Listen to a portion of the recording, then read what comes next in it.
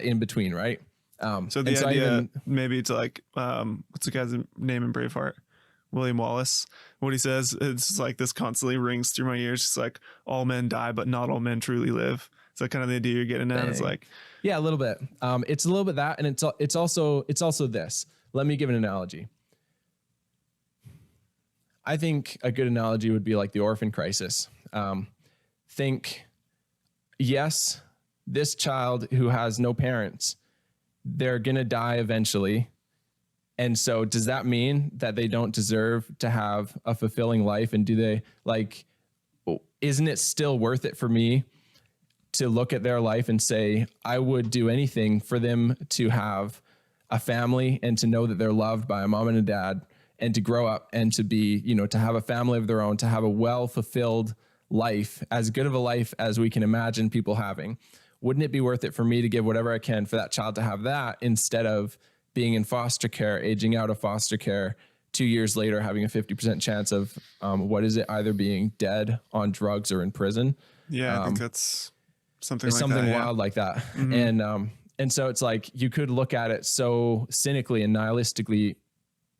In light of the suffering of the world, you could look at it so nihilistically to say, like, well, they're all going to die anyway, or it's all going to be for naught anyway, or whatever, however you want to look at it, whether you believe in something beyond that or not, just in terms of this world, right?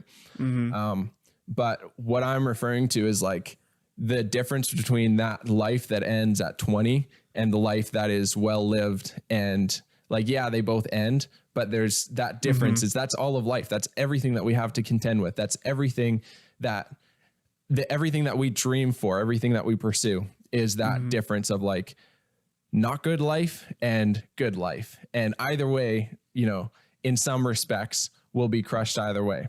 But it's like, welcome to nihilism with Matt and Caleb. It's not nihilism though, because nihilism is to stop kidding. That. Right. And that's the key though. The key is, even in realizing the suffering of the world, there's something beyond that that's worth fighting for. And there's something worth living for. Yeah. So I suppose that does justice enough to the point that, that I was trying to make with that. Yeah.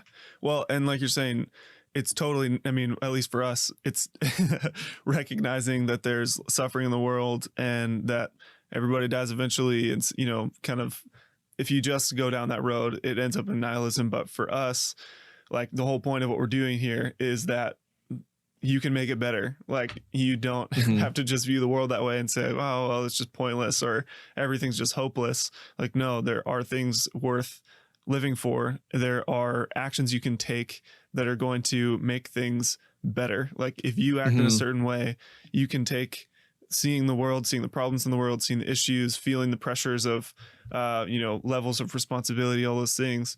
And you, in what how you think, what you say, how you act, you can actually make a huge difference. There's a lot of power given to people in their free will. There's a lot of choice involved in our lives. And so point of what we're saying is you can take responsibility for yourself and adopt, further levels of responsibility that are going to make it worth it for yourself and also for the people around you.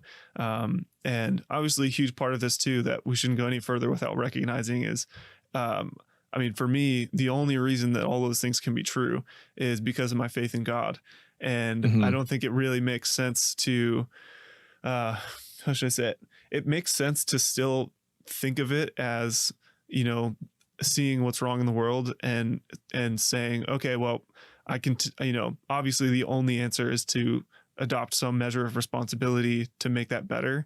And what I would argue so far from my life and what I believe is that the best and only truly eternal way to make things better and to make those decisions and choices is connection with God and a redemption experience where you actually, encounter him, know him, and experience. This is going to lead to a whole, I can just feel it's going to lead to so much more conversation. I don't know if that's exactly where we want to go today, but anyway, maybe we can just leave it at that for now, is that for us, that's an enormous part of it. Yeah, absolutely. And even in that, it's like the words adopt responsibility, or the mindset of taking responsibility. What I'm trying to say is almost like within the Christian worldview, within the believing in God worldview, the ultimate ideal is to adopt responsibility. And in any other worldview, I think that the ultimate ideal is also to adopt responsibility. And just because even if somebody didn't have the worldview of like everything being ultimately infinitely meaningful, the way that you and I believe because of our faith, we believe that every moment, every action is infinitely meaningful, that every good thing is has meaning. Every good thing that we do, it actually matters, that it matters in an ultimate way, in an eternal way, and that it's counted in eternity. And we believe that I think generally based on experiences that we've had that have told us that there is this other realm of eternality that we kind of coincide with, and we see glimpses of it at times, and we've chosen to believe in that. But somebody who doesn't even believe in that, that doesn't mean, it's like this, like someone on the far, like a fundamentalist atheist versus a fundamentalist Christian arguing about, yes, the atheist saying, yes, everything is because we're all just going to get sucked into the sun, nihilism. Everything is ultimately completely meaningless. There's zero meaning to any of it. And then the fundamentalist Christian on the other side saying, no, everything is infinitely meaningful. And I would say that you and I fall pretty close to that worldview, or is somewhere in there. But for everybody who doesn't believe, I think there's a perfectly reasonable opinion that is, just because everything might not be ultimately meaningful doesn't mean that it's not meaningful. And just because it's not infinite doesn't mean, like, that suffering in the middle still matters, even for somebody. And I think a way that I'm approaching this question and even a lot of this podcast and the way that I think about these issues is like, I want it to make sense in a way that isn't contingent on my belief in God or my belief in this faith. Like I want my worldview to make sense in a way that isn't completely hinging on that. And I think in some ways, it ultimately does hinge on that. Ultimately, if Christ was resurrected, it counts. And if he wasn't resurrected, it doesn't count. I think that's fair to say. But I think it's healthy to have a worldview that makes sense, even without that yes, the suffering in the middle still matters. And so, or the redemption in the middle, the opportunity to make things better in the middle still matters. All of the good and bad, all of the everything, every moment of happiness, joy, suffering, difficulty in the middle matters. But mainly the suffering is what I'm thinking about, because I'm thinking the suffering is the thing that's the most undeniable. So it's almost like the reason I'm saying the suffering is almost like it has to work in the worst situation and it has to work for the worst thing. It's kind of like when you learn the rear naked choke in jiu-jitsu, even when you learn it as a white belt, you learn not to cross your feet. That's probably not going to matter at white belt, but it has to matter in the times that are the most influential. Does that make sense? Like whatever the situation is, it has to work at the worst moment, and the worst moment is going to be the suffering.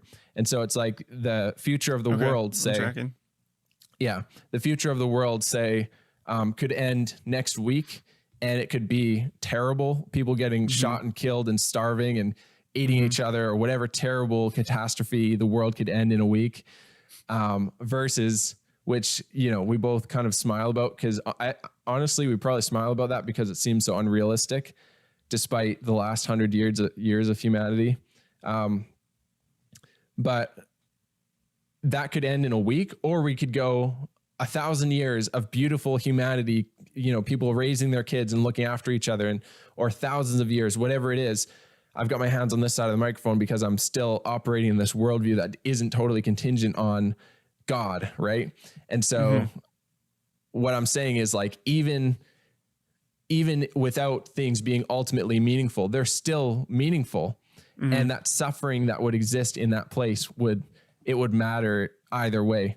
Well, so maybe part of that is like, because what brought us here is me saying, just to be clear for both of us in how we're approaching this, how we're going about our lives, our faith in Jesus is an enormous, I mean, it's what's leading us forward. But what you're saying is that, you know, even if that's not true for you and you have stumbled upon this podcast somehow, that it's still for you. Like, you don't have to be exactly where we're at to participate in this journey, because the only logical conclusion, no matter what your worldview, is that you need to take some responsibility to move forward in the world.